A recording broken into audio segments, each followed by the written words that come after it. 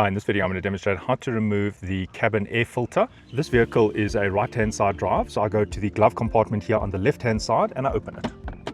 On the side of the door there is a dampener. This is the dampener which allows this door to open and close smoothly. So what I'm doing is I'm just going to get it off that nipple. So I just go like that. I just almost twist it. I took my finger and I just kind of twisted it a little bit. So you just pull it off. Look, if I put it back on, I'll just show you.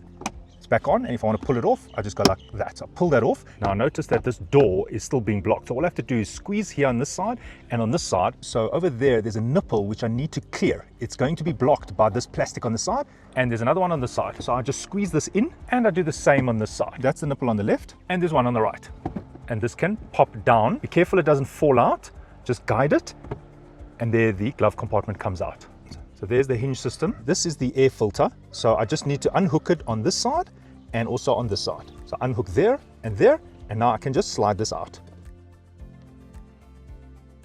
All right, so this filter definitely needs to be either blown out or replaced, as one can see how dusty it is. I usually blow it out with a blower, so I flip it the other way and I take a blower and I just blow it out.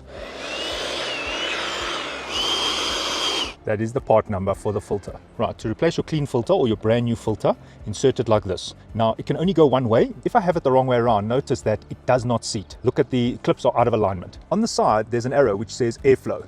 So insert it that the airflow is going downwards. Now I can push this in place, listen to the click. It clicked on the left and the right. It's clipped over there and clipped over there. Now I take the glove compartment door and I seat it on the hinges. I don't have to force it. As I turn it, it actually goes in place. It hops on the hinge quite easily. I don't have to force it. The door is now in place. All I need to do is lift this up and the nipples will clear by themselves because they're beveled. Notice that it's beveled. So as I lift it up, it will actually fall into place by itself. Notice how it climbs over by itself. Now the glove compartment is held in place, the hinge is working, and I just have to attach the dampener. Here is the dampener. It has suctioned itself back and I'm just pulling it out, I'm extending it. I put it over that nipple and now I just need to press it, and it is now over that attachment point.